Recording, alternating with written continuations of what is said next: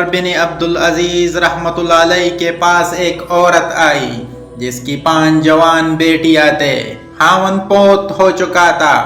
وہ جس کے پاس جاتی سب خوش آمدید کہتے، لیکن یہ خوش آمدید اس کے لیے نہیں تھی، اس کے غریبی کے لیے نہیں تھی، اس کی خوبصورت جوان بیٹیوں پر گندی نظر ڈالنے کے لیے ہوتی۔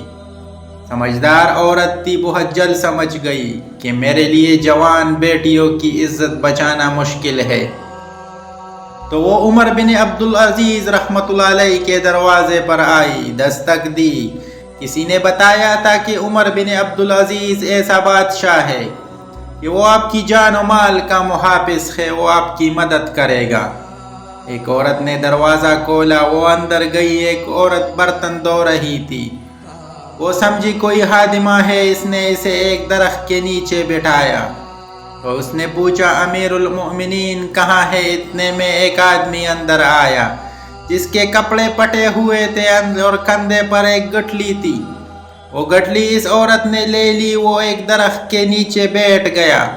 تو وہ عورت سوکھی روٹی اور سرکہ لے آئی، اور عورت سمجھی کہ کوئی غلام ہے۔ جب وہ کھانا کھا چکے تو اسی عورت نے آواز دی کہ امیر المؤمنین مہمان آئے ہیں۔ وہ عورت کہتی ہے کہ میں حیران رہ گئی، میں نے اس خادمہ سے کہا کہ آپ میری غریبی کا مذاق اڑا رہی ہے، یہ پٹے ہوئے کپڑے اور سوکھی روٹی کھانے والا امیر المؤمنین ہے؟ تو اس نے کہا کہ اللہ کی قسم یہی امیر المؤمنین ہے۔ میں جب ان کے قریب گئی تو اس میں اتنی حیا تھی کہ اس نے اپنی نظریں جھکا لی، فرمانے لگی، کیسی آئی ہو؟ میں نے کہا، یہ میری بیٹیاں ہیں، میں غریب ہوں، بیوہ ہوں، میرے پاس ان کے لیے کچھ نہیں۔ میرا خیال تھا کہ میں امیر المؤمنین میری تمام بیٹیوں کے لیے 100 دینار لکھ دے تو کافی ہے۔ اس نے قلم اٹھایا، میری ایک بیٹی کے لیے 1 سال کے لیے 1000 دینار لکھ دیے۔ میری دوسری کو آگے کیا، اس نے اس کے لیے بھی 1000 دینار لکھ دیے۔ میں نے تیسری کو آگے کیا، اس نے اس کے لیے بھی 1000 دینار لکھ دیے۔